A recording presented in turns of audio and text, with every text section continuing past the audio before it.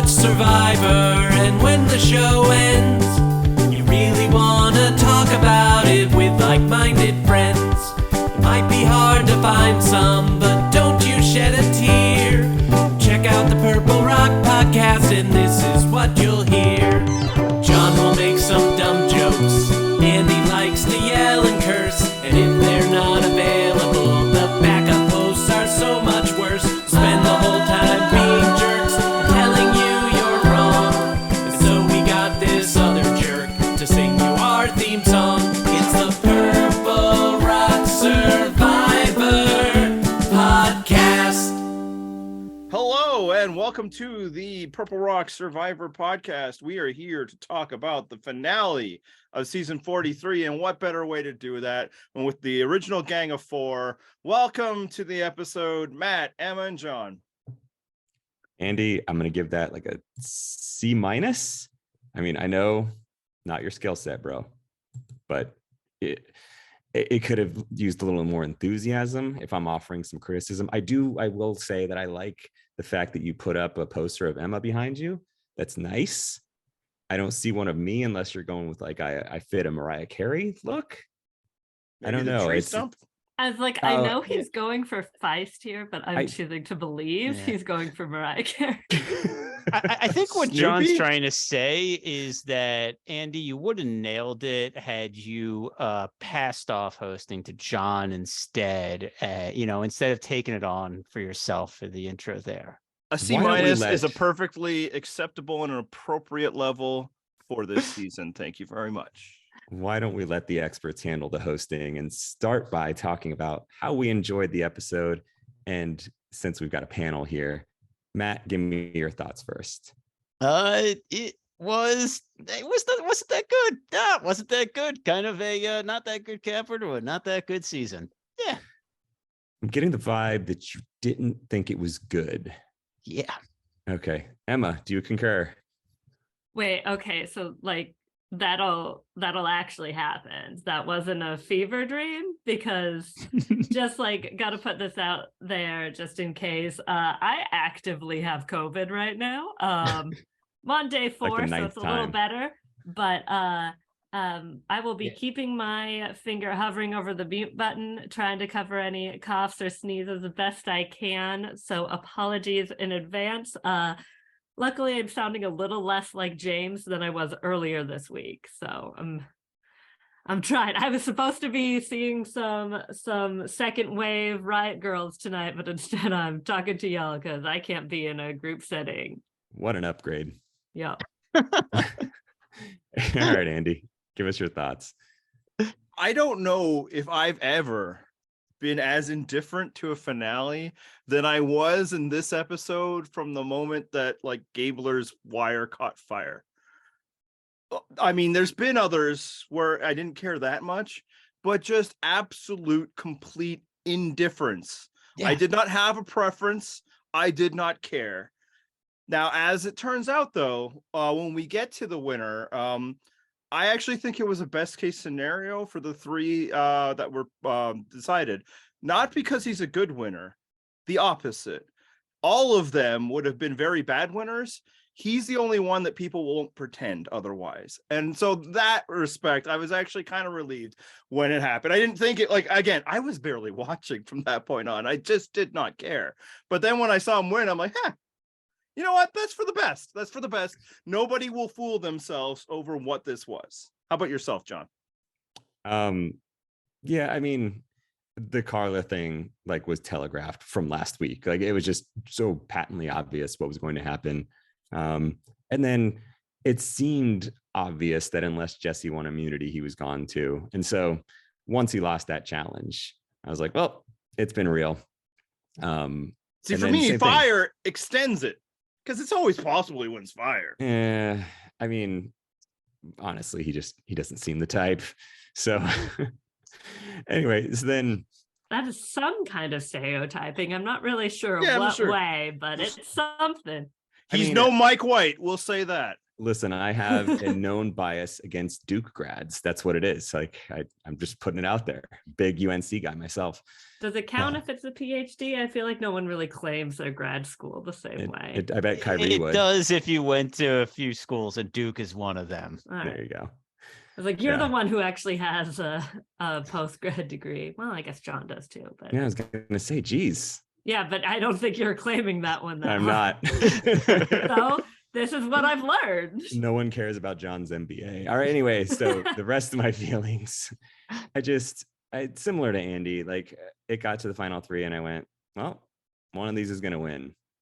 I guess I'll stay and see who it is, but I couldn't have possibly been bothered to care.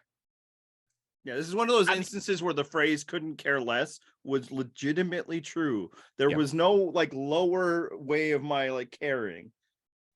Because but the thing is, we were all then but surprised when Gabler won, though, which means that there was a certain amount of, I guess, maybe not caring, but investment in that surprise. So, like, I don't know, like that surprise, made me more interested to talk about the season than if, say, Cassidy had won, and talk about the episode than if Cassidy had won, because this is, as you said, Andy, you can't polish this turd anymore, and I think they tried throughout the season, but this is just what it is, which means that now we have a very messy show and season to talk about, which is frankly more interesting than just, oh yeah, under-edited woman won. And more importantly, like this for me felt a lot like a happier version of the end of Nicaragua, where I wasn't actively hating people. And that's the thing too, is like it took investment out of it, in that like in Nicaragua, I hated all of them. I wanted no one to win.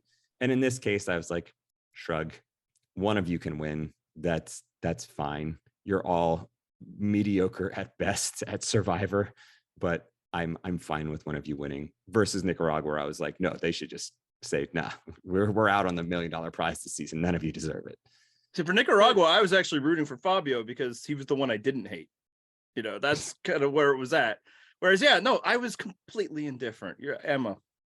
Yeah, I think just my reaction to the end of this episode was basically, I wish I knew the source, but a sort of stick figure cartoon that's popularly used on the internet was the guy being like, I guess, like, yeah, okay. And Gabler definitely was a surprise, but only because I just didn't think anybody would take him seriously throughout the season. I was always giving him the faintest of praise, where it's like, what? Maybe he's not as dumb as we seem.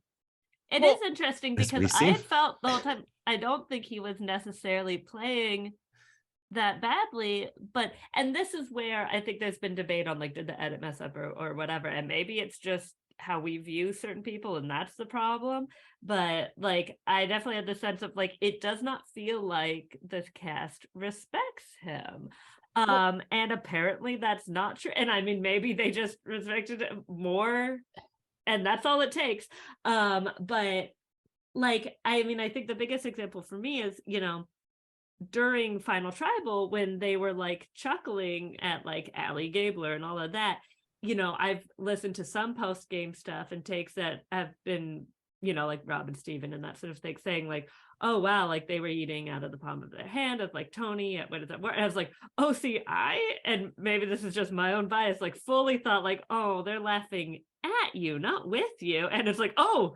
God, they were laughing with him.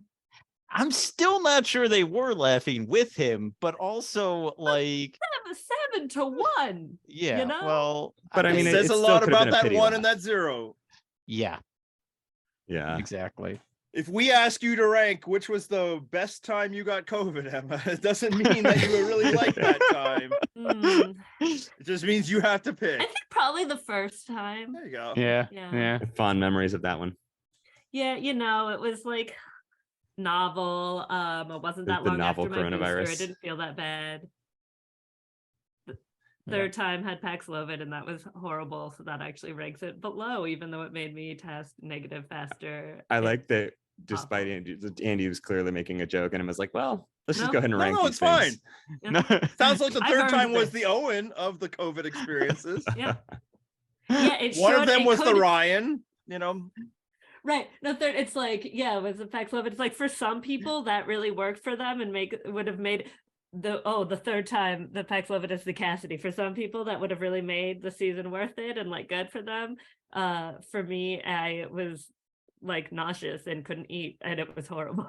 So Checks out. that's worse actually. That's more unfair to Cassidy than I want to be, but I couldn't. I'm too spiteful for the edit readers to have enjoyed a Cassidy victory. And now that is the one thing, and I tweeted that this morning, is between Gabler's win and Erica's win, I am never going to take anything anyone says about the edit seriously ever the fuck again. Because there were people during this episode, during the finale, like Steven had been really saying he saw Cassidy as like the final 5 boot and that sort of thing. And like, oh, so when she doesn't get voted, I was like, oh, wow, how about that obvious final 5 boot? You know, all people who were like, today's the day, Cassidy's going to win Survivor. And then, you know, she didn't. So even though I mean, again, fake praise, right? Like, sure. I don't even know if I could say who I was rooting for in that 3. It didn't exist. And like it just also bugged me, the edit readers of like, can't believe people think that Jesse's gonna win, totally a final 4 type thing. And like, sure, we've seen that. We've also seen the best player win sometimes. It happens, and their edits are typically the same as if when they're the fallen angel or whatever. And why does it have to be like, okay, I've decided this is the person who's gonna win, so that's who I'm rooting for? Can't we just like root for who we want to win? Why does it have to be who we think is gonna win? Like, it's very similar to me as the like, oh, well, I liked Carla the first 3 weeks of the show, so I have to keep liking her even though she started playing bad from the James vote. I feel so vindicated by the amount of people who are like, no, this is why getting rid of James is actually good for her. You can check my tweets. I said at the time, I do not like this move for Carla, and you know what? I was right. Sorry. Yeah, it's nice to like that we are the types that actually will change our opinion on people like as the game progresses versus like this desperate clinging to a narrative where we get to be right. Like, no, I need this person to come through for me. And so I can look like a genius that I predicted their victory 4 episodes ago. Now, that said, we really did need Tony to win the first time so that we could have predicted his victory. Yes. Can I just say absolutely. how the other thing I thought with Gabler's win is Andy is so lucky y'all already retired the 0% club. I mean, I was the one who retired it, right? And you know, my jersey hangs in the rafters of it. I don't think I would have put Gabler in though. I am the only person of this 4 who's been talking all season long about this show, who has always been saying these people are really underestimating Gabler. And again, that was never from, I think he's going to win. Absolutely no. Although last week when Mike was saying only 2 people go in, I'd be like, well, what about Gabler though? Hey, in our private Slack messages, I said the only person of this final 5 I don't think can win is Carla. So, but it's like, I thought he was a threat. There was a threat that he posed. And I thought that was because he would just destroy people's games. But the whole time it's like people are underestimating Gabler at their own peril. And it included Cassidy. You know, I don't think it was a good look for her when she's sitting there in front of the jury being like, well, I took him because I didn't think it would help him at all. And they're like, oh, really?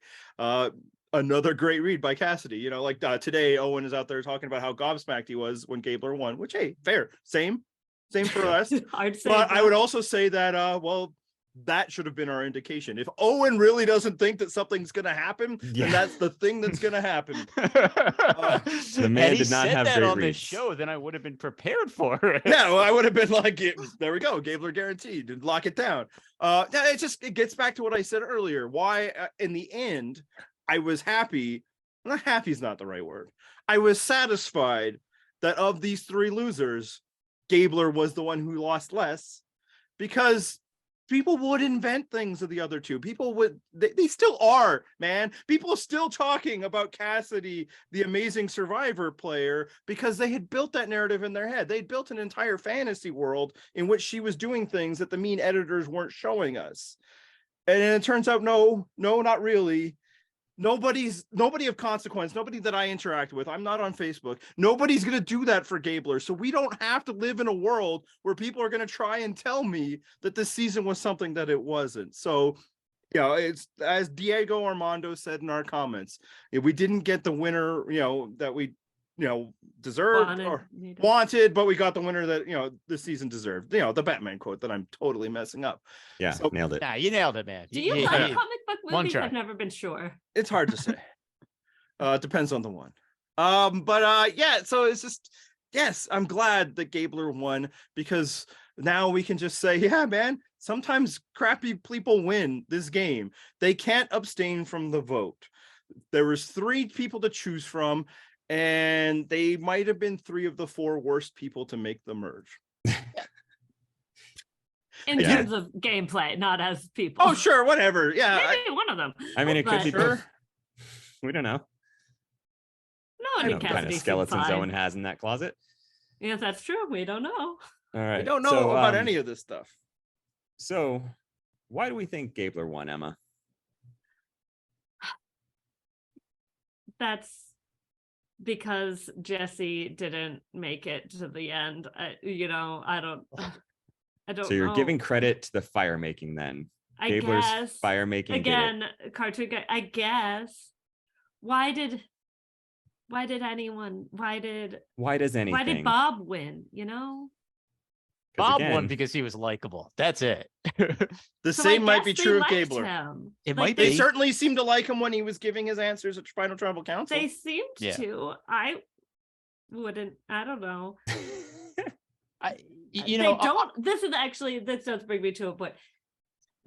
There's, and I guess it's just because that there was this expectation of this under-edited woman, and the sort of patron saint of the woman whose game wasn't shown is Michelle Fitzgerald, and clearly Michelle only could have won because of her incredible social game, and not because two alpha bro aggro dudes were upset that the nerdy girl beat them, and so they'd rather reward the pretty girl. And so any pretty white woman who might be perfectly nice, I have nothing against Cassidy, who makes it to the end, surely has this incredible social game. To quote Rob Sestrini, since when? Like, it didn't seem like people really liked her. It didn't seem like they hated her, but like it did seem like that she had these like strong connections with people. She was connected to Carla until Sammy, who had voted for Carla the day before, said one little lie. Now, again, I still think that says more about Carla than it does about Cassidy, but that was her one person. And it shows the bond was nowhere near unbreakable. He did not have to work Exactly. hard for that. And like, yeah, she had James's vote and everything, but James went out pretty early in the merge, and Cassidy was not a part, like, had no, was not in that little tribe division. Who knows what could have happened? And see, I think the thing that really submarined Cassidy's game is the fact that Owen said, like, she's my tightest. Like, we're buds. Yeah. Like, with my dear friend Cassidy. Like, yeah. there you go. Yeah. My husband was like, Submarined what? her game right there. That was Yeah. all it took. Like, ooh. Yeah, when we were, I was still making a point though. Just that, yeah, like when there's these under-edited, under the radar players, there's this assumption that they all have to be Natalie White, and you forget that Natalie White was against Russell Hantz. Owen is not Russell Hantz. Gabler was not Russell Hantz, even though maybe there's stuff online that other people that they clearly I don't think knew at the time. Yeah, And why didn't they maybe Google him on the island? Their votes would have gone differently. that actually, I mean, that brings me to a point that we could get to later. But yeah, like just because you like her Twitter presence and because she admittedly had an amazing pregame photo doesn't mean that Cassidy is like an amazing social player. You know how I know Cassidy sucks at Survivor? She lost to Mike Gabler. fucking Gabler 7-1. Yeah. Let's close the It's fucking the book on it, 7-1 people. that really gets me. Yeah, if it this was wasn't some sort of close. 3-2-2, 8 or people who were there, who played, were like, nah, I'm voting for that guy. There's a lot of vagaries in Survivor, But when you get to the end and people are picking, and that's the bar you can't clear, I think we should accept what happened here. And I know people constructed their, vision board of what Cassidy was going to be because they desperately wanted one outcome. And frankly, the person who embodied that outcome didn't even matter as long as they met the right qualifications. And they can't let go. But man, she lost to Gabler, to what a lot of the people who are arguing and fighting about are calling one of the worst winners ever. We'll get to that in a second. And she lost badly. It's time to off-ramp that fandom is all I'm saying. This is the fight you need to have, which is why, again, I'm glad she didn't win. Because right now, people are having it. A year from now, people aren't going to remember her. There will be other robbed goddesses, I'm sure. There's also, like, Hey, the already Chrissy I've seen fans a will lot of remember her. talk. Sorry, I've seen a lot of talk about, like, oh, clearly the jury was bitter, which is hilarious because the jury wasn't bitter against Aubrey. Weird. But also, I didn't. Now, admittedly, I had checked out a little bit during Final Tribal, like Andy said, was not that interested. Plus, totally, I admit, like, I was like, okay, I guess the Cassidy truthers were right. This doesn't seem that interesting. I didn't sense a lot of bitterness, even though, like, refuting her game at the end, I again saw just these people reading it, and I get that the world sucks and why there's a negative view of things, but like reading into like, oh, these guys were just couldn't wait to take her down. I was like, it seems like from what I've read that they all kind of talked about the game at Ponderosa, which tracks with what we expect. And so Ryan heard like, oh, getting me out. He's like, oh, hey, wait, Cody, Jesse, did you guys say that you actually were already doing that? Like, it wasn't like, let me quickly refute it. It was like, I'm the person who was voted out, and that's not what I heard. He actually apologized while doing it. I'm not to like make you look bad. But, and then they're like, yeah, that's not what happened. So again, her one big move was the time that she got possibly the only other bad player. At the time. Yeah. I mean, we didn't have like full confirmation that they actually decided to change their plan based on who they saw, but they talked about it before they went up there. So when that came out at the end, it was like, oh, okay, so they actually did go through with that. Okay, it's good to know. You know what we never got the entire season was any vote from the perspective of Cassidy. And in fact, lately, she wasn't even like, we didn't even really see people telling her to vote. And that's a big difference between her and Gabler. If we want to say like, why? Again, why? The jury had to pick a fucking reason. All the choices sucked and they had to vote for somebody. So if it's because they liked him a bit better, that's fine. If it's because he won fire, there's nothing else separating these people. So sure. If it's because the one move that like he claimed was like actual move, even if it's really unimpactful, whereas the move she claimed was not her move at all, and the move that Owen claimed was the time that he got his vote taken away from him. Just fucking amazing. My best individual move is when I had no vote. And in fairness, I sat there doing nothing. Or was that when could you it's count the best on time another person? because it's a one time when I clearly didn't vote wrong because I did not have my vote. But yeah, like if you like just compare the two gameplay from what we see versus the constructed reality that the truthers had out there, we saw people ask Gabler for his vote. Yeah. Was he out there getting votes, making votes happen? Absolutely not. But when it was time to get a vote, we actually saw people talk to Gabler and like look to convince them. When they wanted Cassidy's vote, they talked to Carla. And then it just assumed that they had Cassidy's vote. Yeah. So that's what I was going to bring up. I think that the reason why Gabler won is that when Cassidy and Gabler, and I'm just considering the two of them because let's be honest, no one was considering Owen at Final Tribal because they shouldn't have. But when Cassidy and Gabler were making their pitches, Cassidy made the pitch that she was, like maybe not a godfather, type of presence, but like a presence that impacted the game, that was moving votes, that was driving them, that, she was like, I was right for every single vote. She wasn't. We all remember the one vote she wasn't, but she kept saying that. And her point was like, I was a game mover. I made things happen. Gabler's thing was, I was part of a group of people who did this. And that was true because, and they could sit and they could like, be like, yeah, that actually was true. He was part of a group of people because we were the people that were actually driving votes. And then Gabler was one of our numbers. Cassidy was also in there, but she wasn't never like a core part of our alliance. She just kept surviving, through these other people. And you know what?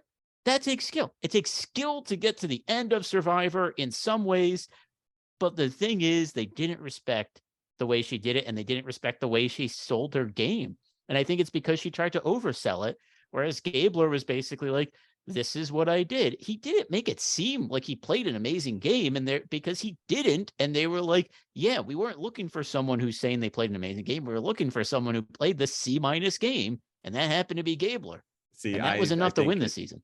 You're on the right path, but I think really this is just a read the jury thing, right? This is, they are all survivors and thus very self-involved and very willing to paint themselves as the hero of the story. And so if you are not helping to further that image for them, like, that's a failing on your part. Like, you could see from some of their questions how much they were invested in getting their own biography out there. Like, oh, back at this vote that I definitely ran, and outside this game I do whatever.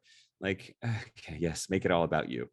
But clearly that's what they want. And Gabler was able to some degree do that by saying like, hey man, you remember I was part of your alliance, and yeah, we were running and you guys were doing it and we were having such a great time and I was with you guys. And it wasn't like I did this. It was like we were together, versus Cassidy's like, yeah, I was plugged in, and they all lived that. So they know, as Andy said, a lot of the times it wasn't necessarily we went to Cassidy because we desperately needed her. It was like, well, Cassidy's vote's a lock as long as we get, Carla on board. They're a twosome. Right. I think this was a season there was very few close votes. So her being like, oh, I voted right every time. It's like most people did other than Owen Cassidy. Right. like when she was saying, I'm the only one who did that. I'm like, no, Jessie is also, because she said it before. And then, of course, also, you remember she did not. Right. Yeah, me sobbing in hysteria. So she, in one time, she did not vote the same. That wasn't a fever dream. It happened. She said it in exit interviews. Gabler only missed one vote too. So you're like, when her whole thing is, hey, I survived to the end. Well, again, so did Gabler, so did Owen. I can tell because they're fucking here. And then it's like, I voted the correct all the time. What a difficult thing to do in the season of consensus voting. It's like, and Carla voted the right way in votes we didn't want her to. This is just the way this season was. I wish she had, not only so I would not feel gaslit, but I wish she had talked about voting for Ryan, because that wasn't her being left out the way Owen was left out. So I get why she's saying she always knew where the vote was going. That's true. That's not a lie. Sure. But that was a statement, and you can work with that.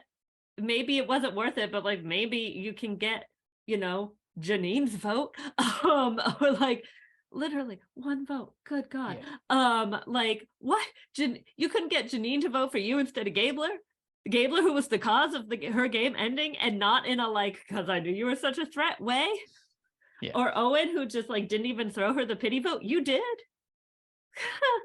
But I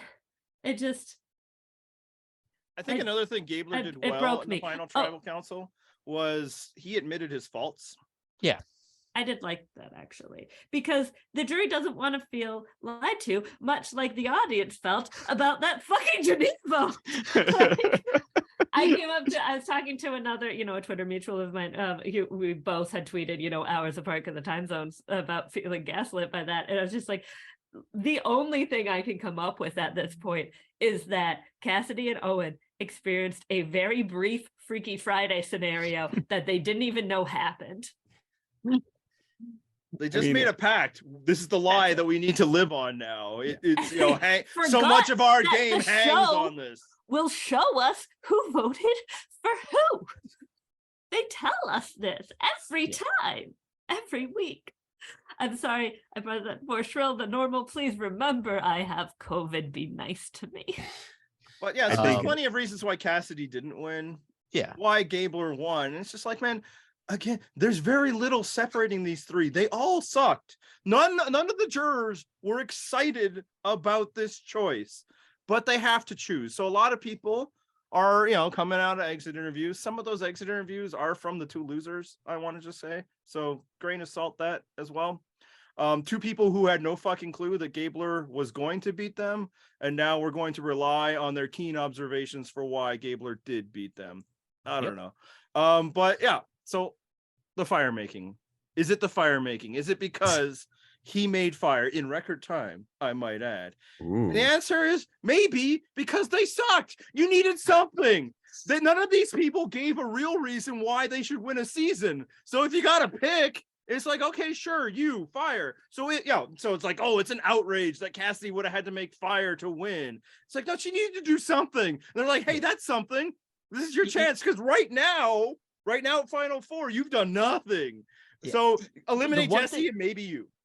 The one thing Cassidy did was she won 3 immunities. Only the fact was that didn't seem so impressive because Owen did too, and no one was ever going to consider voting for Owen. So if someone was Jake's like, was. he wasn't really. Come on. You know who wouldn't have voted for Owen? Owen. If Owen was in that jury, there's no fucking way. I thought you meant considering voting out Owen. That's why it was like James. Oh, no. I Like, meant voting for him at the end. Yeah. Sorry, for I thought him you were to saying like win. that the immunities didn't matter because he wasn't in danger or something. No, And I was no. like, I think that one immunities- time, I think it did. No, I think the immunities did matter for Yeah, yeah. Cassidy. I think that the fact that she was winning when she was winning was actually helpful to her game, but no one would consider her voting for at the end because, like, if someone was like, well, the reason she should win is because she won 3 immunities. Owen won 3 immunities, and no one was considering Owen as a winner. So it's third, like a third, you and a tough ninth. break that. And Yeah. I do one thing about the fire, and I mean, the fact is that she only got 1 vote, so this might not have helped, or it might have only moved the needle a little bit. But like you mentioned earlier, her thing about Gabler like being like, oh well, I thought it wouldn't help him that much if he went fire, and they're like, I don't know if that's the right read. I feel like when answering that question, because I thought most of her answer to Noelle was good, of like, why the fuck should I have to go to the fire? Fuck you, I want immunity. Obviously, she said it better than that, but point stands. But if saying instead, like, I thought it would prop up Owen, which also is weird because even saying that, I feel like you're saying like it's this weird double take. It's like, oh well, then you think Owen is good, maybe I should vote for Owen. Like, that's already a mess. But like, and then saying like, yeah, I didn't think Gabler was good enough. Like, that just like sounds not nice, in a way that I don't think people are gonna ever like it sort of. But then also, I think what she could have said, and maybe it wouldn't have worked, but could have said, look, Gabler is a great fire maker. We saw how well we did.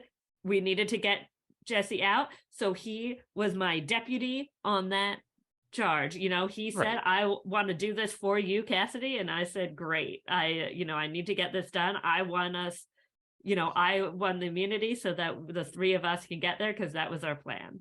Yeah, no, he should have pitched it as, I just needed someone to beat Jesse. I needed the best person to beat Jesse. Gabler was the best fire maker. If the goal is to get Jesse out, why would I take the chance on me when I win the worst fire maker of the 3? I don't think it's a demerit to be the worst fire maker and to recognize that. But this goes to, again, what we mentioned. Gabler did admit some faults at Final Tribal, whereas I don't think she really did. And I think that hurt her. Other than getting into an argument with Carla, I think that was Yeah. Other than she getting into an apologized for argument with that. Carla. So, All right. So the question that Survivor Twitter loves to discuss: did the jury get this one wrong, Andy?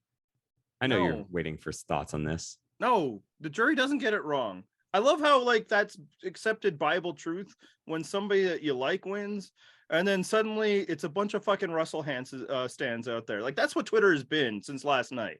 It's just totally Hansian, and they decorate it in fancy talk and maybe social justice or whatever. But it's the same vibe. You're hurt that the person you were cheering for was not chosen by the people who were there. The person that was not able to convince more than one person that they should win. And that's why they lost, man. That's how Survivor is. If these people didn't think Cassidy should have won, then Cassidy shouldn't have won.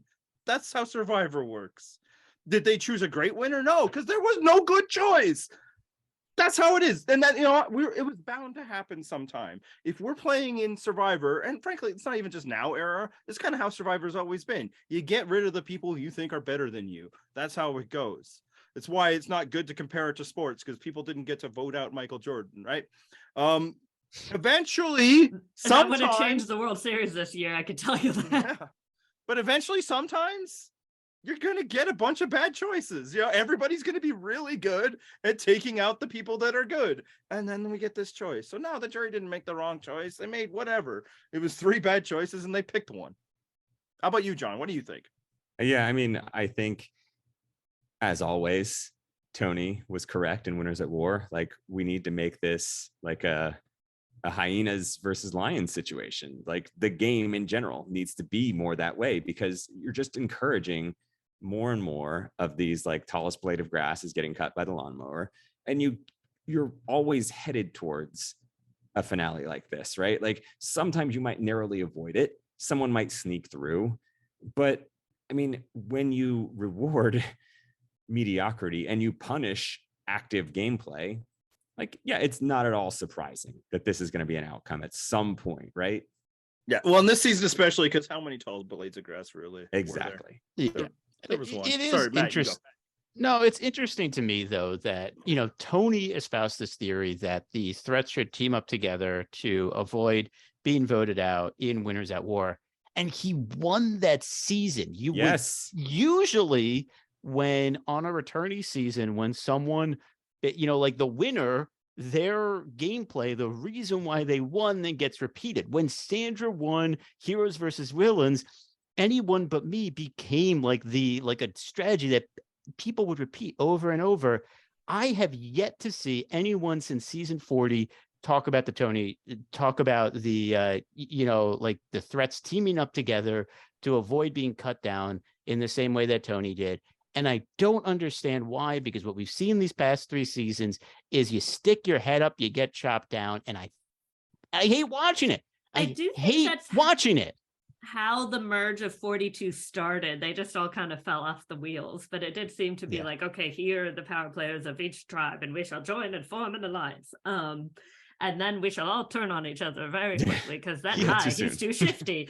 But I do hope, I hope to God that, I don't believe in God, I really hope that at the next returning season, Omer and Jesse and Ricard and, whoever else have been recent Final 4, Final 5 type people band together and are like, we should play like Tony.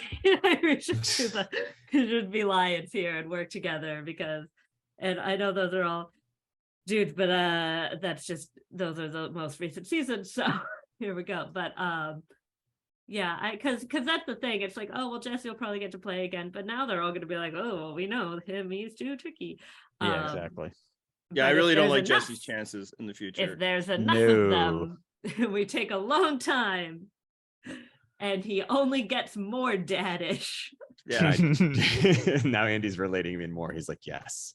Well, here's the thing why I don't like a Jesse's in comparison to others is that he doesn't offer secondary utility to alliance mates other than loyalty, and we know what that's worth now. Like, I think when you're like, otherwise a challenge liability and not very useful at camp, and then you come back as the schemer, people are like, wait, why? Like, why are we, right. What value? You What want to be attribute? Rob C in All-Stars? Because that's how you get Rob C in All-Stars. Like, Tony is useful in other ways. Rob, Boston Rob has been useful in other ways.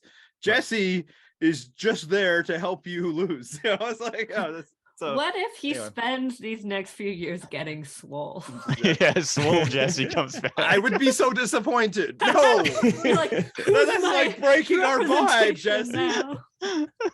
But getting back to Gabler, so yeah, I think we're all of the consensus. The jury didn't get it wrong, because A, the choices were bad, and B, we can't just play the jury is right game when we like the winner. I was like, if the jury got it wrong, then we get to go back to are we going to relitigate a bunch of other seasons that famously people who hold me back, or I'll talk about Heroes versus Villains. Yeah, people this like they really disagreed with, or be like, oh, this person should have won. Canceled.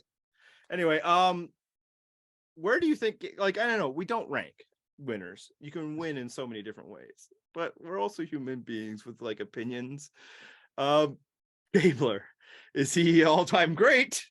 Somewhere in the middle? Something else? What do you think, John? I like how you could barely get out all-time great. I was like, well, I'm not asking for 1 to 43, but just roughly. It just You had felt to give like comps. it's one of those SAT questions, which I don't know if you have that in Canada, but it's I an don't SAT believe we do. question where like one of the ansers is just so obviously not it. And you're like, okay, well, it's not that one at least. So now I've just got these other ones. I've got to eliminate some choices. So None of the above.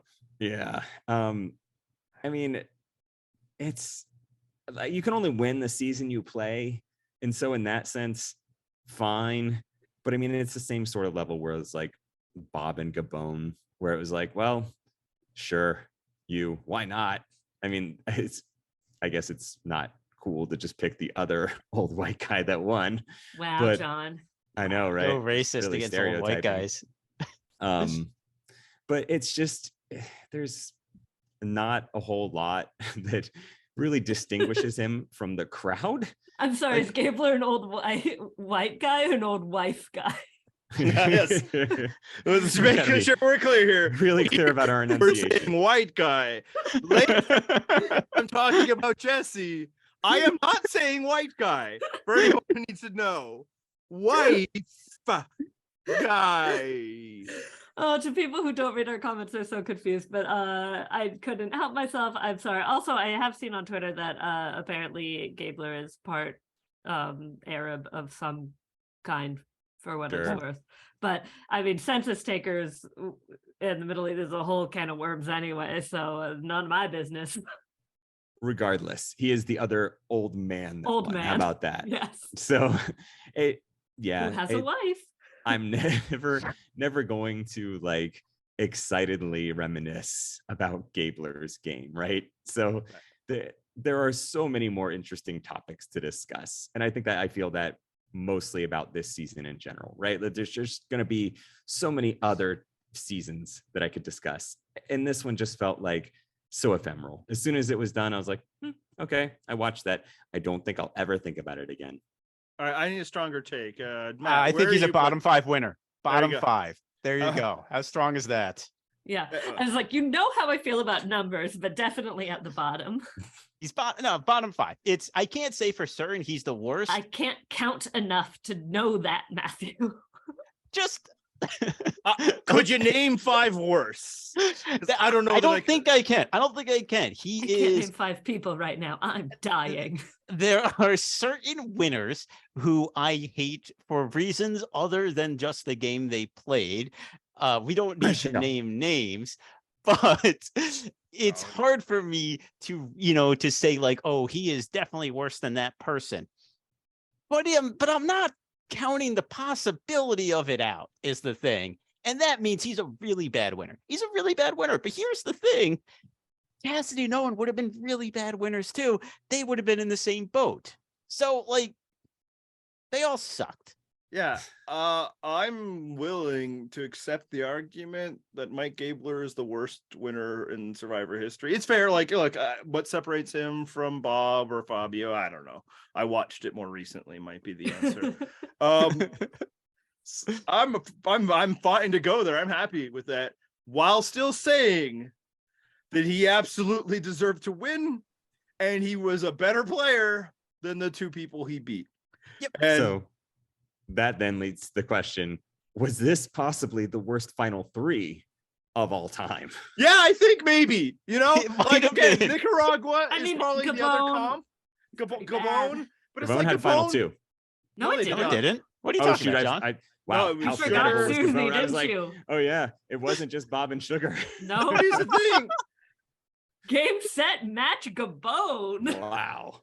It's impressive because the thing is that, actually, let's compare it to Gabon for a second, which I actually think is a decent comparison of Final 3, because you have the one person who is so useless that no one is considering them for the win. Just completely useless. But then Gabon had a second place that actually did stuff and everyone hated. And you didn't have that here. And I don't know whether that makes Gabon's Final 3 better or worse. It makes it different. It's the thing, like, You know Sugar was what? the prime mover of her season. It's Yeah. just they all really did not like her. Whereas these three are the exact opposite of prime movers. They are just the people that moved, you know? So, on that note, I can't believe no one else has named it, but thank you for leaving it for me. Millennials versus Gen X. That's another also. that's a good I've one. actually been Garbage wanting to bring final up three. millennials versus Gen X. I mean, you know that I will take any opportunity to trash Adam. So Well, I do know that. Adam had an overwhelming victory. Like Adam A got Gablerian. all the final tribal votes. The That's man how who bad tried that to final play three a was. podium as an idol. he hadn't Yes. done that yet. But he was the He type. would. Indicative of the type of player he is. I think Um, Adam's a Prophecy far better foretold it. winner than Gabler. I think Yeah. he gave a better final performance. He told that jury what they wanted. He was able to position himself so that when he was saying the things that Cassidy was saying, people believed it. And now look, man, there are dynamics at play here that I am not going to pretend don't exist, especially when you compare, say, Hannah trying to do similar. Right, because that's more about comparing Adam to Gabler, not Adam to Hannah, and those are Yeah. different issues. Right. But yeah, and then it's like, man, like, yeah, Ken was never gonna win, but I liked him more. And frankly, Yes. like I liked Hannah a lot more than these three. It's like, so it's tough for worse gameplay. I think similar, it's all the same point. They got there and the jury's kind of like, huh, you. But the difference is I think that jury was actually very happy to vote for Adam even before he had revealed his personal detail. For whatever reason, like he could They all talk liked He's him. a nice guy. Yeah. Like I know, John just hates him because he's boring television, but like having, and yeah, sure, meeting someone like briefly doesn't tell you anything, but like having briefly met Adam a couple of times at like finale parties and that, he is a genuinely like very kind person. Like, he took the time to like, when I mentioned that someone was a fan, to like find her before he left to like say hi to her. That is not stuff like you have to do because they didn't know that happened. Like he's a nice person. I'm sure that showed on the island. Like also that cast was clear, like is clearly still very close. That he was like, oh, that nice young man, that's Yeah. Adam. And so you don't mind giving that nice young man some money in a way that like they didn't, they clearly didn't feel towards Cassidy or Owen for whatever the case may be. What I find interesting is that I've thought about that a lot too, is that both of those final threes had very sort of meh people. In fact, I think millennials versus Gen X is why we have final fire making. A lot of people for some reason like to put that on Co-Wrong and Jeff hating Michelle's win, even though Aubrey and Sydney had a final four fire making, but it was definitely for David. And so very similar in that way where like the top prospect goes out at 4, but we love millennials versus Gen X, or at least I do, Exactly. and a lot of people do. I'm not like out on an island on that one. Island. Because millennials versus Gen X is a season where it's similarly like three what we consider a lot of women got voted out early on Right. too. It's actually very structurally similar. It is, but the difference is that again, 3 goats made it to the end in both seasons. But during the post-merge time, moves were happening to take out people who actually seemed like they were trying to make moves. People were trying to make moves during that season, and it was going back and forth. There was a freaking rock draw. This cast would never At go. 10. Why was there a rock draw?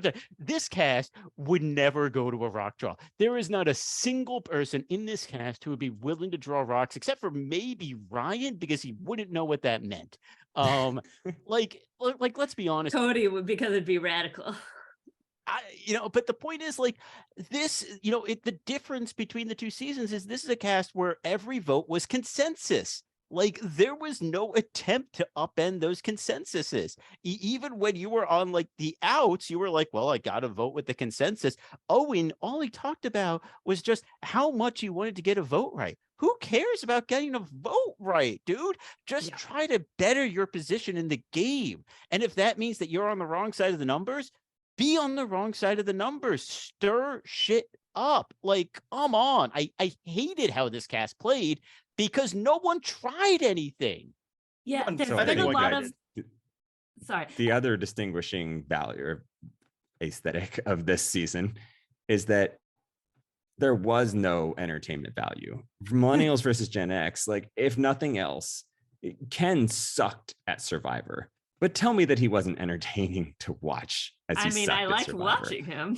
I'll say I'm that. saying. So like there were like even the bad players brought something to the table, right? And I think in this season, the good players barely brought anything to the table. They weren't making entertaining television. Now, I'm not even saying that's necessarily their fault because it's totally reasonable and understandable given how recent seasons have gone to play a conservative, cautious game, which sucks.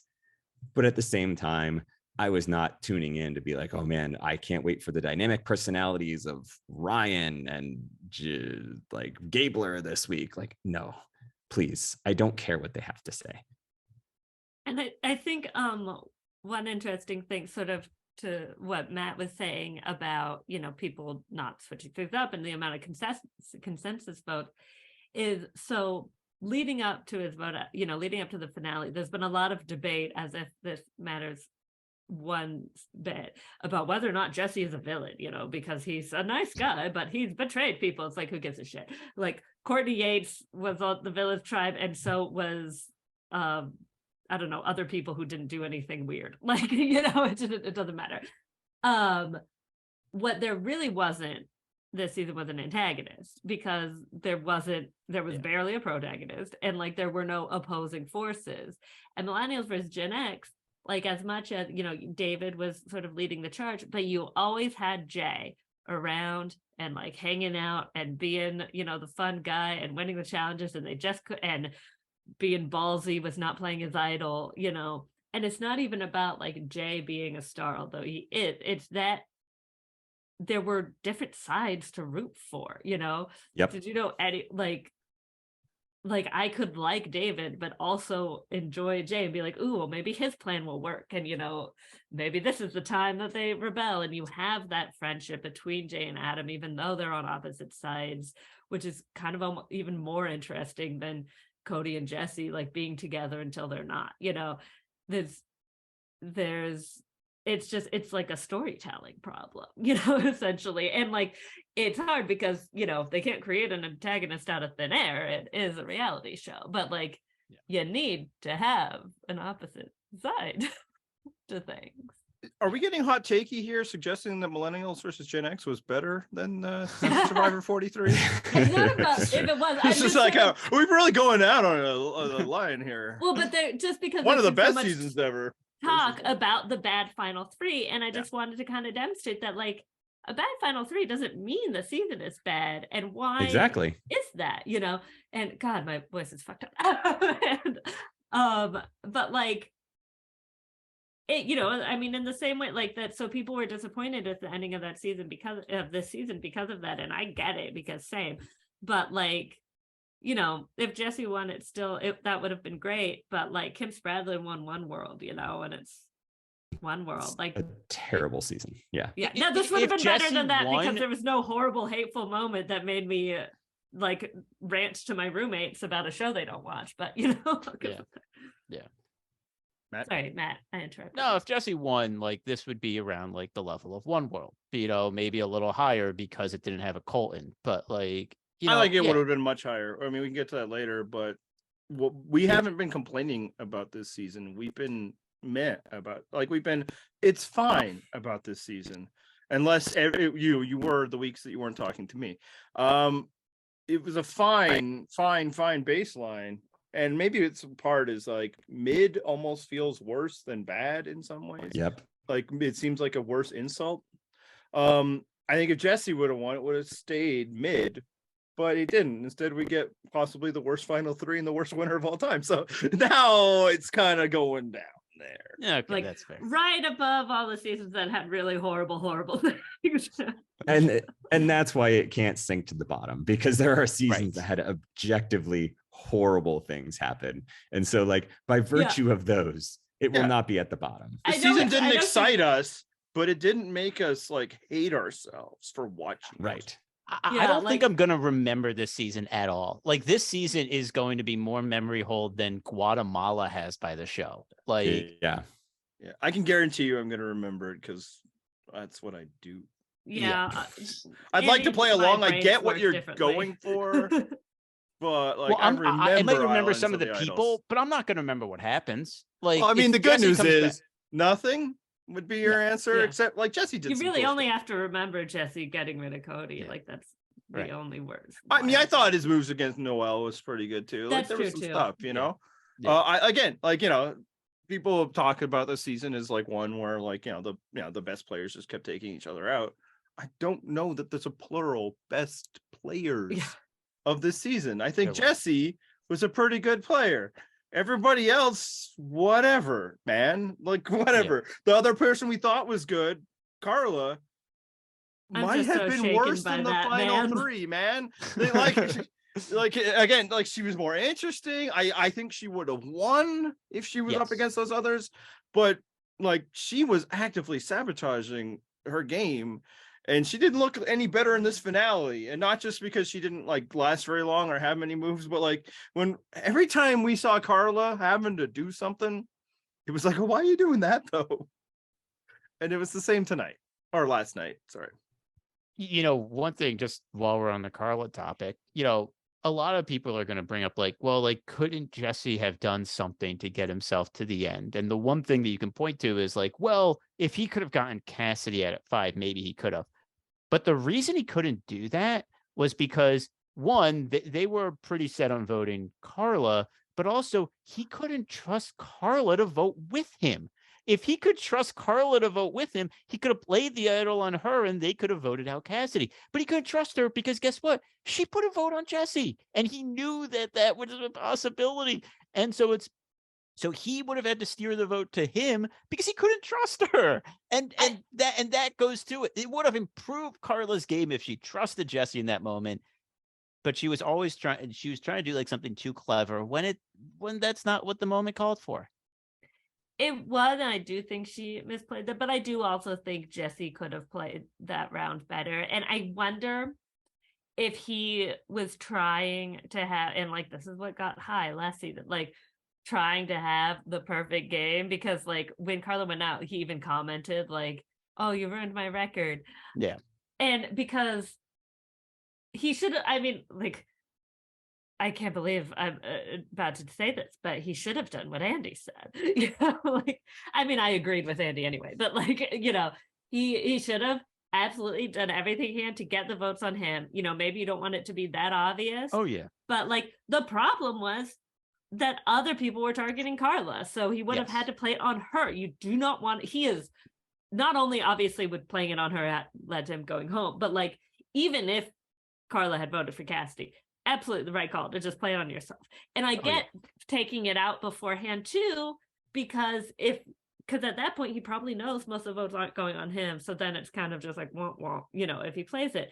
But you could have just, like, when they're talking about Carla, like, tell Cassidy, I don't know, like, oh yeah, Carla said, or start saying how you don't think Carla's that much of a threat anymore because she shouldn't be, and everything. Like, I don't know exactly what it is. My brain is it's not tough for very him to make that functional. argument to Cassidy though. It's like Carla isn't the threat. Sure, I maybe am, not Cassidy, Right, but exactly. like Right. Owen and Gabler and like that sort of thing. Like, because there was clearly dissension on which ones to vote for. Like, I don't know there was. instead though. of what? Yeah. I don't know there was dissension. That's the problem. Like, yeah, I wanted Jesse to get all the votes on him, but it was very clear that Cassidy only cared about getting votes on Carla. Yeah, but like, By at the way, dinner, that's what Cassidy should have claimed as her big move. Yes, yeah. Because Owen said, oh, I think we should go get out Jesse, and Cassidy said, well, I think it'd be better for my game if we got rid of Carla, and Owen said, okay. Yeah, because Owen's terrible at Survivor, so yeah, that's Terrible. another. Yes. Like again, Yeah. I wish there was something Jesse could have done, Yeah, but I actually think there is. okay, I tell think me. there is something Jesse could have done. And this is the unsatisfying answer. Jesse had to play last week differently. And this is what he would have had to do. Still vote out Cody, but don't play the idol. Let Carla keep her idol, because guess what? The only person that you want to be across from on fire is Carla. And the only way to get Carla to fire is if she still had that idol. You flushed her idol. It was a great move. It really cemented for the jury and everyone that you're a great player, but you needed to get out Cody and you needed to find a way to get yourself to the end. And the only way you were going to get to the end was by facing someone in fire that you could beat, which means you needed Carla there. And maybe you couldn't beat Carla, but you clearly couldn't beat Gabler, who made fire faster than anyone. And so I think that's the only chance he had. And I only can say that with 2020 hindsight, because I thought that move last week was great. I thought that was a great move. But the question I had was, how are you going to win fire?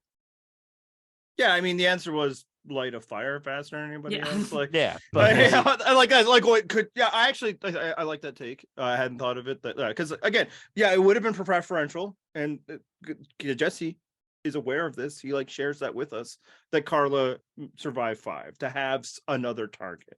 It's just it seemed personal for Cassidy, right? So, and yeah, I know when she's like, "This is what's best for me. This is what I need to separate myself." Why is Owen like signing off on that?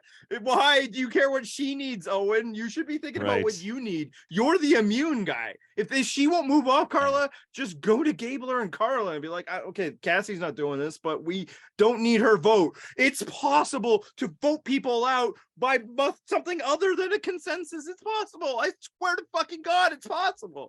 But yeah, so I mean, other than that, yeah, Jesse should have won fire. And I know that we're all now acting like it was impossible. Why Jesse lost is because he didn't light the fastest fire in Survivor history. That's what we're talking about. I don't know if he was good or bad. All I know is the other guy was the best in the history of the game. Right. Other people have won of the fire making challenge. Yeah, that's what I'm talking about, John. But thanks for the correction. Yeah. In case somebody was just coming in for that one didn't clip. see them do it. So I mean, I'm saying specifically, like I don't know Rick that Devens Boston Rob was apparently engaged really in a great at fire making making fire. challenge. I have a feeling he would beat Gabler in a fire making challenge. Sure. Maybe. But who knows, man? Sarah had fucking fire on her thread and That lost. Fucking wild. Okay, somebody else has won this challenge going like a fucking hour. Okay, other people like, yeah, and again we're like, oh, Jesse clearly isn't good at fire. Mike White won fire making. This shit is so completely random, and now we're acting like Jesse was a moron for thinking he could win. And I'm not saying he's a moron. I'm saying that there are people like even, and not even just this has been bugging me too. Not even just like after the fact, but like last week of like, oh, but now he's going to have to win at fire. It's like, okay. Yeah. Isn't it nice that he plays in an era where that's even an option? And like that people are still, and like, it was like, oh, but I think he would have beat Cody because I've been watching an edit where Jesse was the dominant player and he took out Cody. Like, yeah, Cody would have had this big move. First of all, also, what's the benefit of hindsight? I'm very confident that this jury votes for Cody over Jesse in that world because they just voted for Mike Gabler to win. So, and I'm not saying again that like Gabler was like, you know, significantly worse than the other two or anything, but I don't think Cody is as bad. I think it's the same thing of where we didn't take Gabler seriously and assume that people wouldn't respect him. And I think a lot of people assumed that with Cody too, because he was the fun and quirky guy. But people fucking loved Cody there. Oh yeah, and he had a lot of close relationships that we didn't see because he got voted out at 6. Like, it's just, it wasn't a bad idea just because it didn't work. He was always going to have a hard time getting to, he would have gotten taken by Cody, and I'm sure it would have been nice to have 100,000, but he wanted to win. Yeah. And then it's like, how could he win the challenge? The challenge was fucking stacking clay pots. Why are we acting like this is an impossibility? He was second, man. If the wind comes, was I hoping for the wind to come? He might have won, or maybe the wind blows his stack down because he still had 5 more to go. Romeo won last year. Let's stop pretending that Romeo beat Jonathan. Challenge is like this impossibility, or it's fucking random. So if your choice is do the best I can to win a jury vote versus do the best I can to set myself up to survive Final 4. Yeah. There's nothing you can do to set yourself up to survive Final 4. Heather was taken out at Final 4. It's just random. And I'm sorry, like people really need there to be meaning in this. They need to be meaning that, you know, Mike Gabler won a season of Survivor, and they need meaning that Jesse didn't. So clearly he's not good at Survivor because he didn't win, which is the most limiting rubric I've ever heard. It's just shit happens. Three Fields, famously terrible Survivor player. Yeah, no, look, and if you're using that rubric, does that mean there's only been 41 good players, or most of those people have also lost Survivor? So are we saying like there's only like 6 good players and Mike Gabler's one of them? I don't know. But it's just like, yeah, it happens. He didn't win because Gabler lit a fire really fucking fast. And he's saying also, go. We have an ongoing point, which is you have to take some risks to win this game, right? Like if Cassidy had taken any, I think she probably wins this season. Right. And there's a large degree of luck involved. And yeah, sometimes you have to try to make your own luck. He tried and he failed. That's going to happen when you take a risk. So like, try. Hey, at least, yeah, exactly. The lesson is never try. At least he took a swing at that. And that's really all he can do, and just hope that it turns out well. I want people to play like Jesse, goddammit. Like, it's just like, as someone who enjoys watching this show, I don't want to watch Gablers. I don't want to watch Cassidy's. I get some enjoyment out of watching Owens just because they suck so much, but I don't want them to win. My best move was the time that Noel took my vote. This cannot be forgotten. There's been so much heat going back and forth of what happened and the what the fuckness of the Alec Gabler and all that. Man, a dude sat there and told a jury of his peers that his best singular move was the time that someone stole his vote. That happened. And it's even more perfect because it's the absolute analog of the football being yanked out away from him. Like it really is.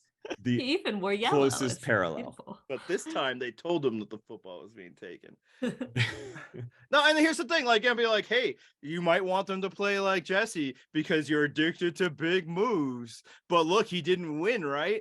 You know who else didn't win? Cassidy and Owen. Yeah. They didn't win. Their whole, I'm going to avoid making big moves. I'm just going to do this, and I'm going to get there and assume that people will respect my game. And they didn't. They voted for Gabler. So, you know, for all the people who think like making big moves is dangerous, you might lose Survivor. Yeah, you might lose Survivor.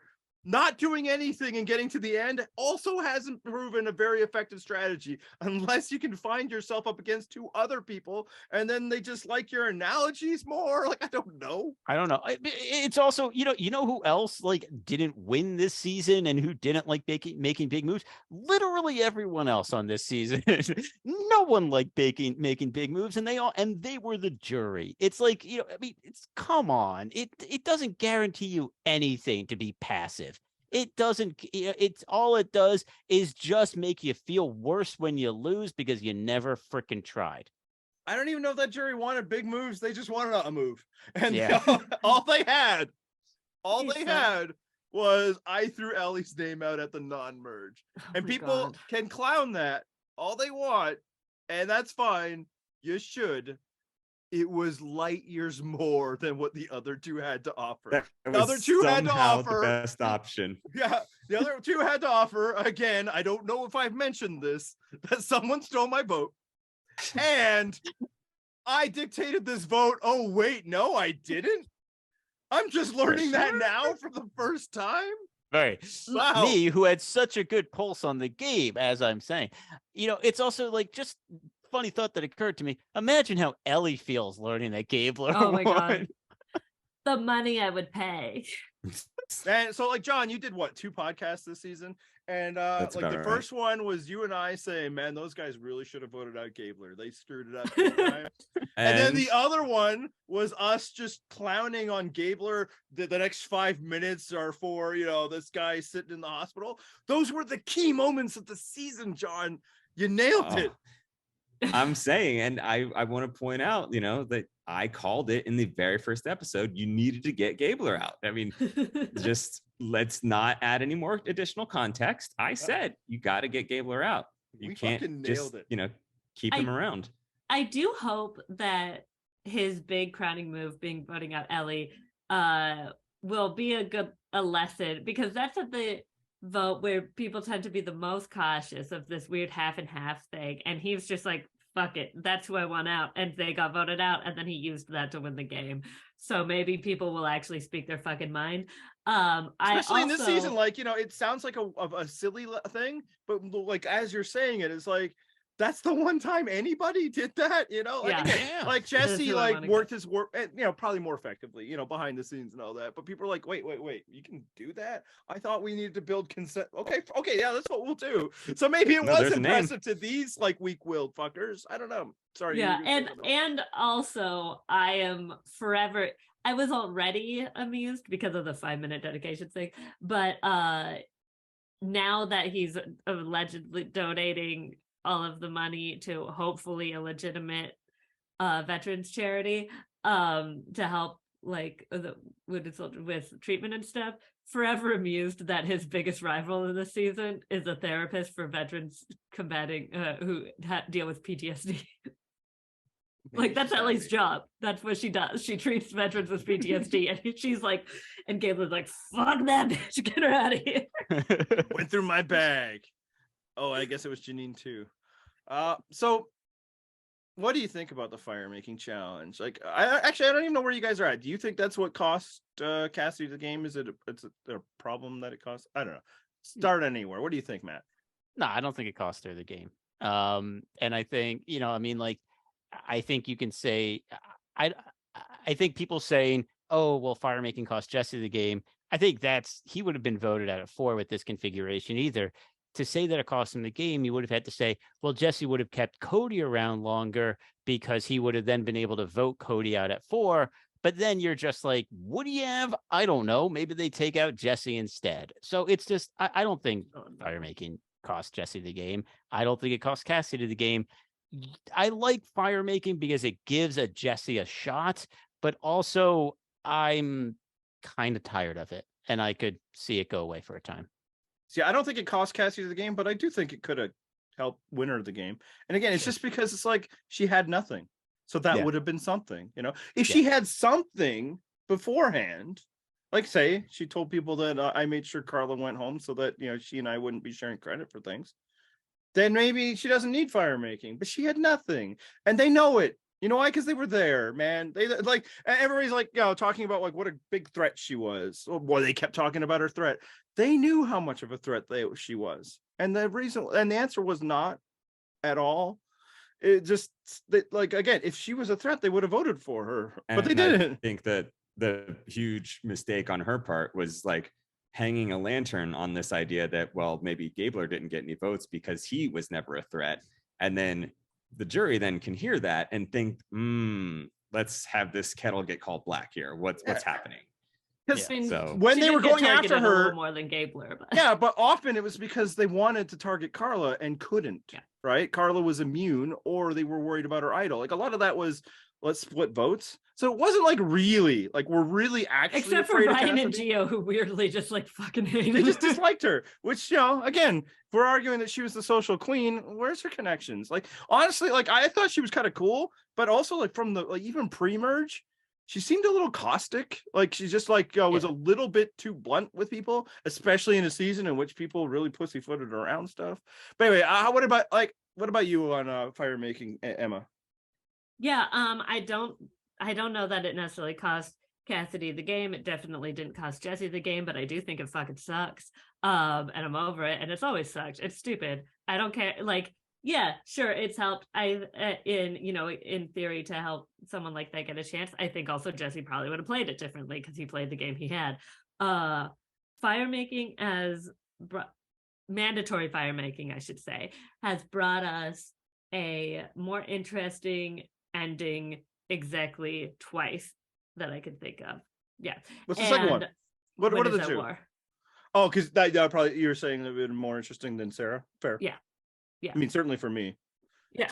And I mean, and also, with a lot of the reasons people are said about Gabler, like, they're both cops. We know Sarah's MAGA. We don't know Tony. No, that's right. He might not be. Ignorance He's is never bliss. shown it though. That's Whereas Sarah, we know for a fact. but and not to stereotype, by the way, but Gabler wore camo on this season. That You know, not actually is part of what I wanted to bring up. But yeah, the other time obviously is Ghost Island. Yeah. Is the only time Yes. it's like really provided legitimate value, and that's it. But yeah, I would that's- add Edge of Extinction just because I think that then The added to lulz, the yes. hilarity of Yeah, but I Underwood think- winning. but I would have preferred Edge Rick of Evans to win. Extinction You know? was the bigger part of that, I think. You know, the existence of the Sure. Edge. Yeah. Also, at least Chris Underwood was hot, you know. But anyway, no, but to John's point, that is about as ridiculous as this sentence is going to be. To John's point about Gabler wearing camo, He was hiding that- in plain sight. yes, Oh my no, god. genuinely something. So like, look, I'm gonna, you know, cross the dangerous threshold and like get into sort of politics and real world stuff here, because that is a lot of why people are upset about Gabler winning, which I totally get. And the thing is, they never seem to know about this stuff during the game, which kind of fascinates me. Like, just can someone who feels apparently as strongly as Gabler, like, get through this game playing with that Carla never got a whiff? And I don't mean to like put this all on Carla, that being the responsible has to be like social justice, but just in like terms of what we see, like who you would most expect to have not wanted to vote for someone like Gabler. Like, I'm just kind of curious about how things go on the island, that like it never, you're never like, huh, this guy from Idaho with the camo and that sort of beard and stuff. Like, so Gabler, where were you last winter? Where were What you were you up January to? 6th? Yeah, no, I was. You start out vague and then you go in. Oh, we took a Get into more detail. DC. You have a When trip? did you go? Really? You know, like no one just never wants to like, and obviously I get like it's sort of like workplace stuff. Yeah, you don't want to like bring it up, but you know, you maybe try to be like, what's the vibe? Like when I was on my way back from the holiday party where I almost certainly got COVID, the Uber driver gave us a bad vibe real quick, and that was a 15-minute drive, and like he didn't say anything about politics, but it was like, oh, the apps don't make you guys wear masks. Well, he's lucky they did, that we wore them. But you know, and just like even just other comments that were unrelated to that at all, I was just like, this guy's got a questionable vibe. Like I'm just fascinated that apparently Gabler could keep that mask on for 26 days when his Twitter is full of like this shit that goes very against what a lot of these people's like entire lives are. It doesn't actually surprise me. Like, Just this is a sociologically. multicultural cast. Like, you know, I don't like now people, especially if you're on social media, like realize like white people have somehow forgotten how to behave in these settings. But like for most of his life, he probably knew to like wait until he's around other people like him to say these things. So I get, yeah, that they're not out no, there. it is talking- Idaho. I think it's only people like him there. Right, but he's not in Idaho anymore, right? Like you know, he would have to be a special type of moron, and apparently he's not, to be saying that around the people he is on TV, you know. So yeah, it doesn't. That's what I'm surprise talking me. about, vibes. I'm just surprised, you know, that you don't pick up on a little bit of a vibe. It's just, you know, like John said, oh, he's wearing camo. Like, like Yeah.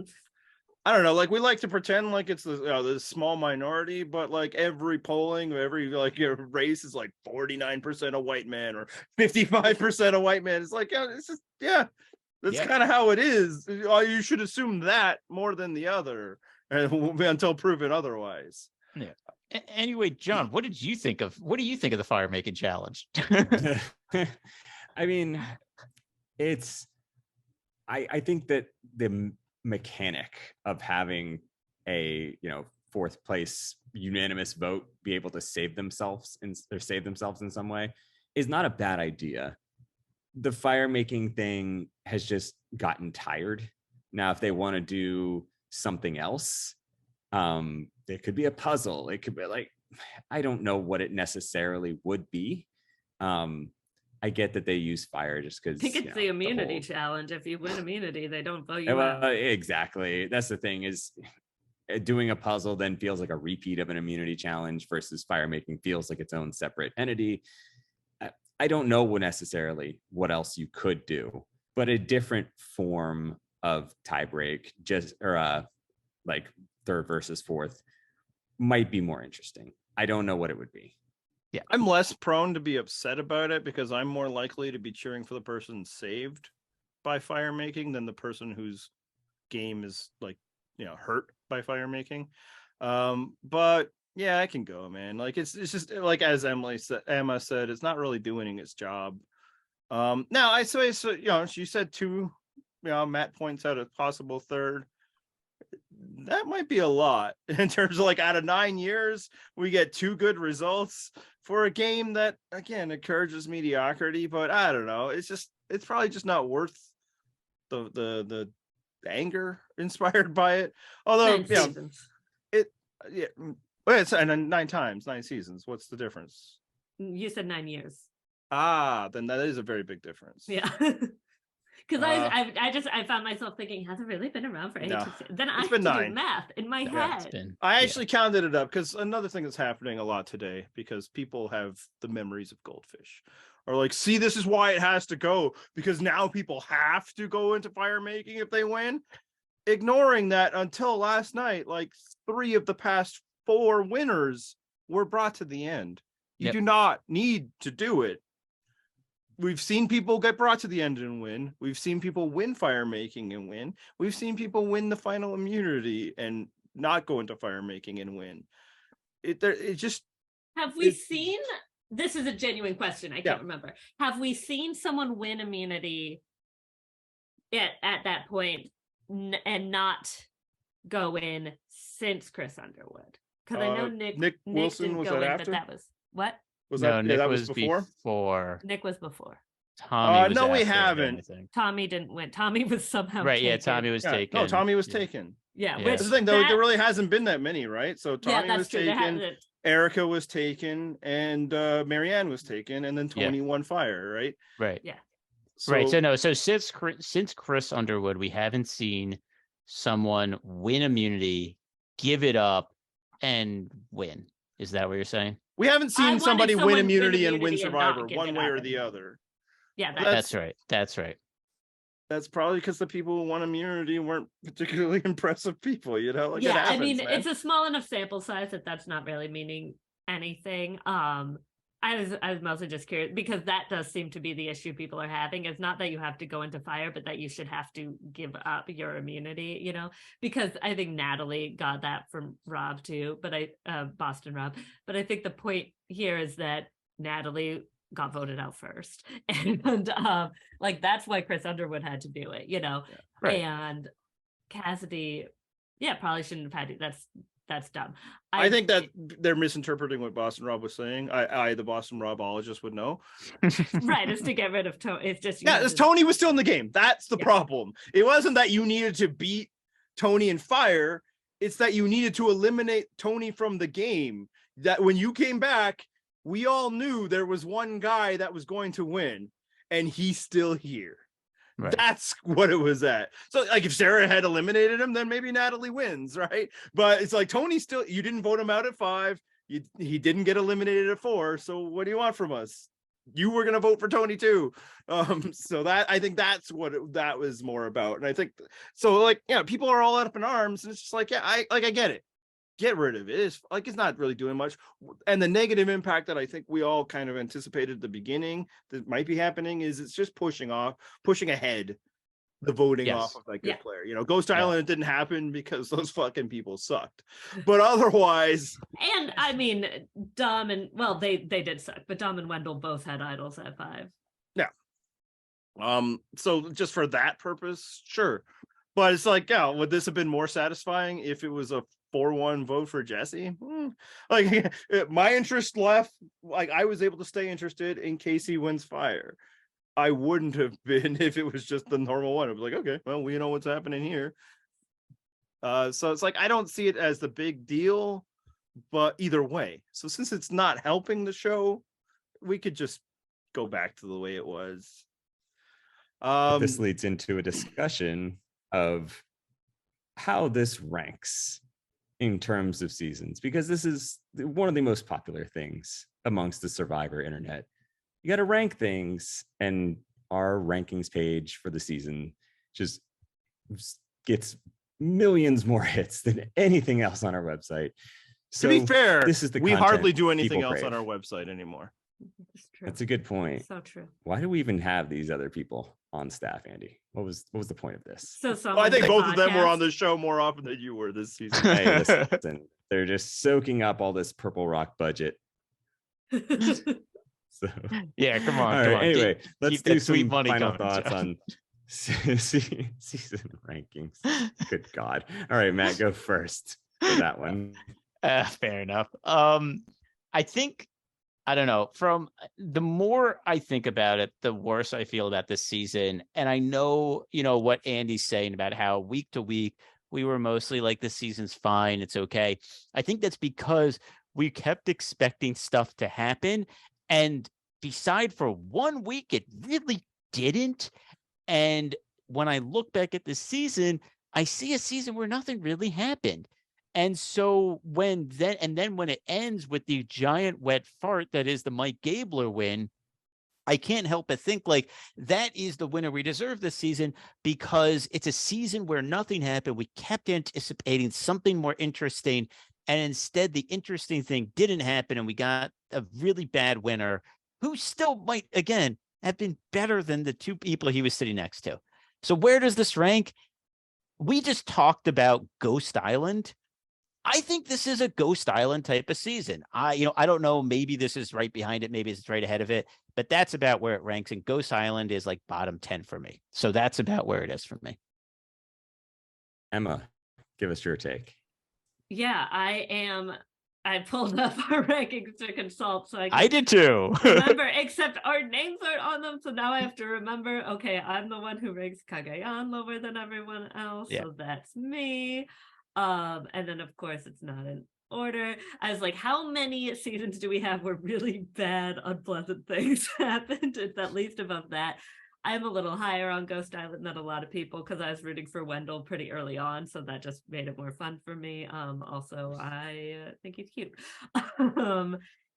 Definitely bottom half, probably bottom third. Again, it really depends on like how many.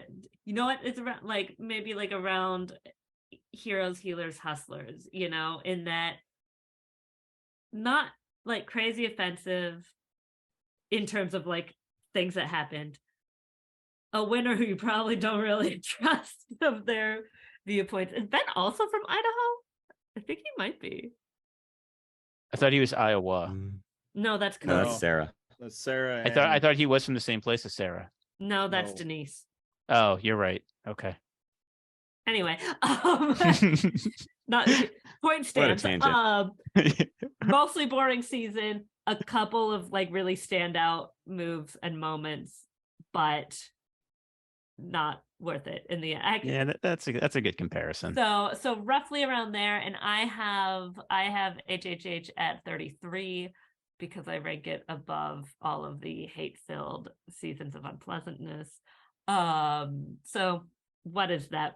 Is that bottom quarter? That's bottom 10. It's bottom 10. 33 Yeah. that's 10th. 10th from the That's bottom. true. Well, so roughly around there. I don't know the Yeah. exact. So Yeah, I'm we've gonna got just some say, time to really lock down the exact position, but yeah, that's kind of yeah, where it's like. numbers are gross. Bottom 25%. All right, Andy, what about you? For most of the season, I was saying that this is mid-tier Survivor, not too bad, not too good. I disagree with Matt's contention that there's only one good. I think from Noel on was pretty exciting stuff. I thought the Noel vote was good. I thought Sammy was good. But yeah, this episode happened. And it's like, again, it's not even so much the winner. Although, yeah, again, the winner sucks. It's the finale, it's the finalists, all three of them, worst three ever. So that for the longest time I thought like the worst that this could be is like the worst middle show, but now I think it's not in the middle anymore, and I really have to start thinking, it's like, which do I value more? Some of those seasons that are like objectively bad and throughout weren't good, but I really liked who won, Yeah. because look, man, like Redemption Island's a bad season, but I'm not going to sit here and pretend like it wasn't fun to watch my favorite player like run roughshod over it. Like, that was enjoyable for me. I get that it's not enjoyable for other people, but I can only be the person I am. So it's like, am I going to put this lower than Redemption Island, which I've always kind of just ceremoniously had as the cutoff of the bad seasons? I've had it at the top of the bad seasons. Maybe, because like, Yeah. and if Jesse had won, it wouldn't have been that way, because it's like, okay, a fine season. I did not dislike it while I was watching it, and I got a good winner. So then I think it would have been like middle, but it's not. I no longer think this season is mid, because it's like, man, this is what I don't want Survivor to be, and it keeps being this. I'm not like going to overreact to it. As I said, it's going to happen sometimes. It's always been a strategy of, since they voted out Gretchen, that if you think somebody is going to win, you should vote them out. It's just there used to be other things and other There's motivations no reason to for people. vote for Gretchen except for strategy. Yeah. What a young and innocent time that was.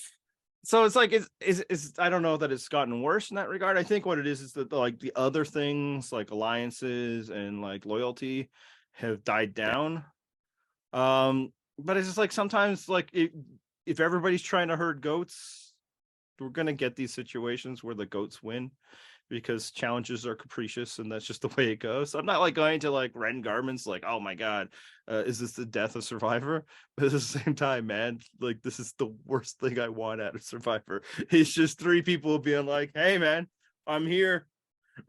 I got here. That was everybody's argument. At least Mike, like, Gabler said a bunch of other weird shit, but everybody was like, I played the game I wanted to do by getting to the end. And then they didn't have like a next step of like, okay, cool. We all wanted to get to the end. So congratulations, you did. Yeah. But how? You're the dog that just chases after the mail truck, right? And then you catch it and you're like, oh shit. Okay, well, what's next? It was like, reward me, I'm here. It's like, yeah, but so are those two. What more? And then they didn't have anything. So yeah, I think it like you guys, it's a bottom third season.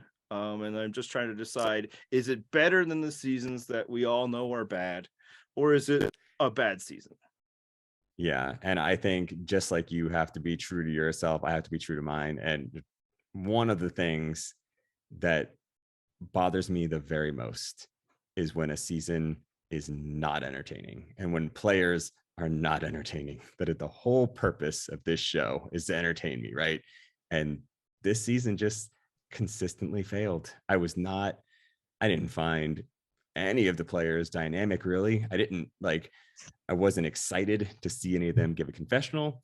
I didn't think that there was going to be some fun antics. Even the gameplay was okay. As you said, it's just constant consensus votes. Fine. I mean, there were a few moves that were like, oh, okay, that's something. And it wasn't objectively horrible people. There was no moments that made me like regret having watched the season. It was really just how ephemeral and forgettable it was. Would it have been better if there were more like terrible people? Yeah. I mean, it would be more memorable. Well, I would have a Fiji. stronger opinion about it. Think about Fiji. Right. There was I like Fiji more. of awful people. I do too. I like think it Fiji is significantly better. I haven't Because- seen yes. Fiji since it aired, so I Me don't neither. really remember. But I remember really Yeah, enjoying but you were an adult. when those shitty people started losing. Yes. But sometimes Because they at least Sometimes they They win, were right? But they losing. didn't in that season. So Right. Yeah. And there I is, think of course, the risk that I just the tried to shitty find out people when could win. Fiji aired by Googling Fiji. that should That do it. helped. That should do it. yeah, that should do it. You nailed it. Next, Google Top result. seasons, Survivor season set in Fiji, and that should nail it for you. Sorry, Yeah. I interrupted you, John. Mostly for old time's sake. Continue. Yeah, I appreciate it. I mean, I had mostly landed my point anyway, which is just that, like, don't bore me with your television program. Like that's why I'm here. Entertain me, show me something. This season showed me so little. It was like the Tyler of seasons until the very end, when it gave me just a little bit. And so I'm glad you got one last poke in at Tyler, for old Hey, time's listen, sake. who else is mentioning Tyler at this point, right? So I almost did it Tyler, earlier, yes. just for you. I don't know. Like, we so had some for fun me- with the Gabler bits. Like, again, like And Cody, look, at one point in this season, Cody early on was like, man, it's like, I relate to you, blah, blah, blah, inspirational thing. And that friend I just told inspirational word, he died. And it was like, that was one of the funniest things I can remember happening. And I don't know where that Cody went. And That's the thing troubling. is, First of all. I kind of wonder if maybe that isn't a byproduct of the shortened seasons and starvation.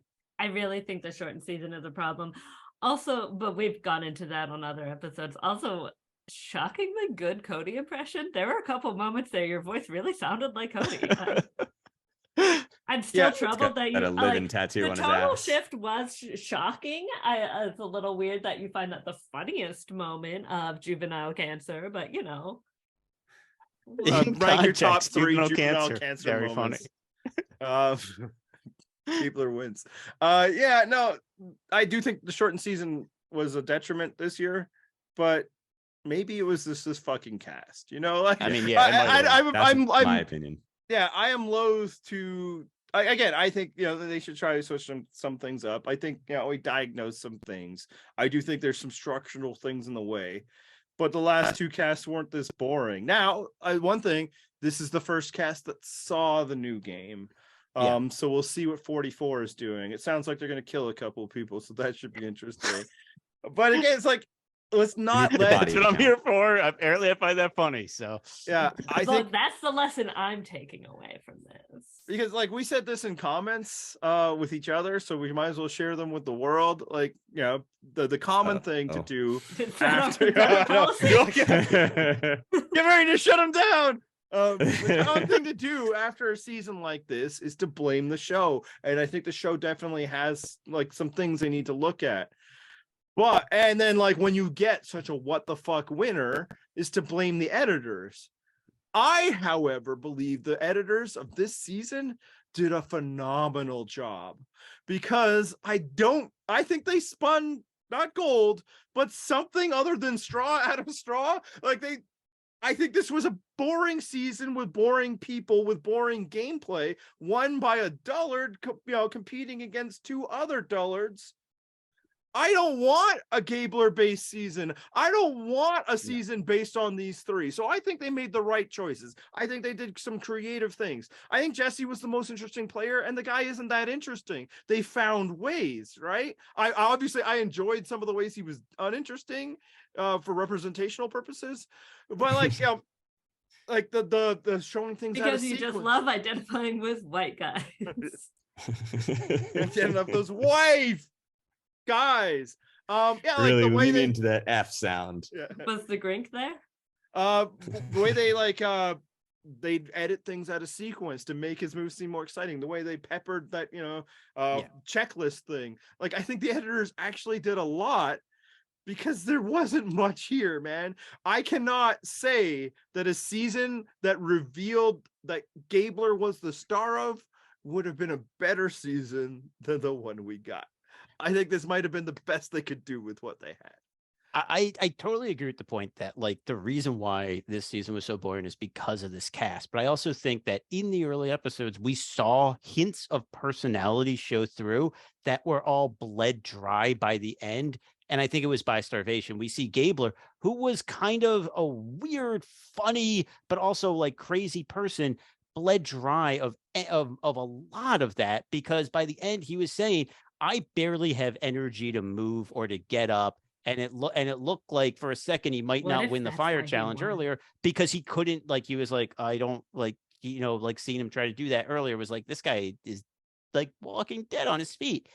And that's my point, that I think the starvation of this recent season, I think it's not that it's killing the gameplay, it's killing the personalities. What if they liked Gabler better because it drained his personality, and that's why he They won? might have.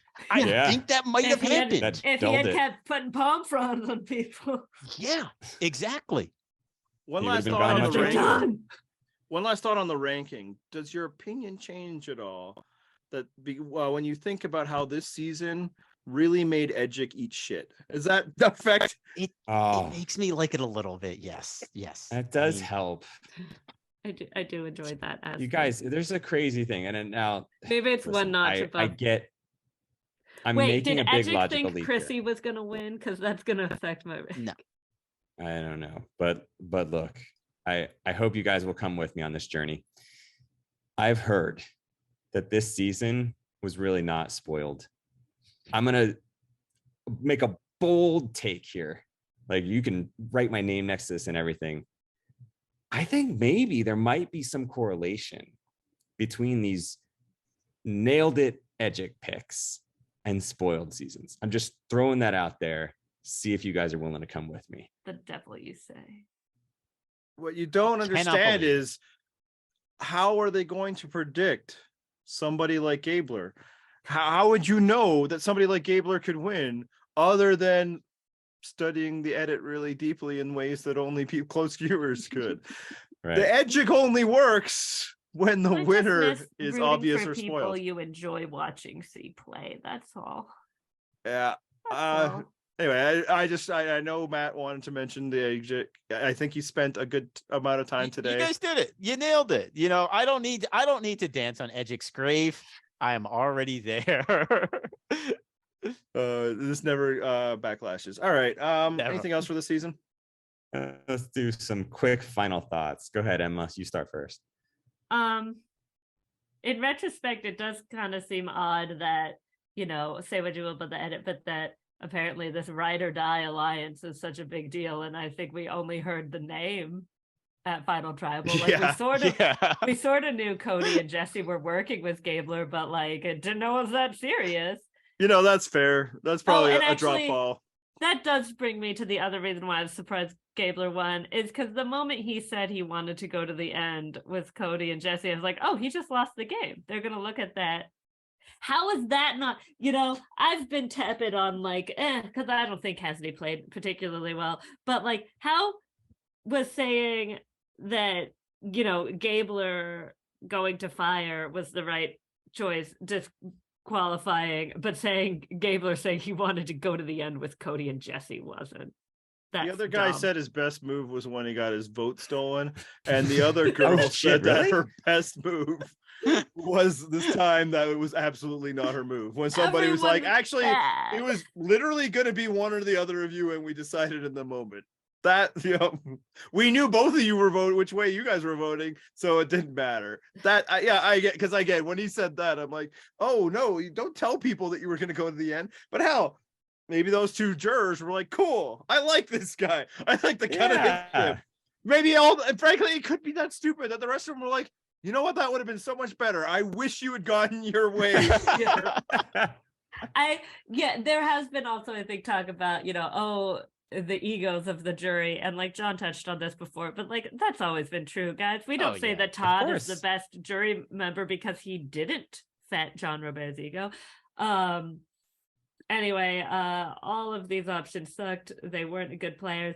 Maybe Cassidy should have sent Owen to fire because maybe Owen would have lost. The reaction to people like, you know, being angry about a jury making a capricious decision based on, you know, their own beliefs and all of that was fucking adorable. Where have you guys been? Well, all this like, oh man, look at what this says about the jury, that they were only interested in themselves.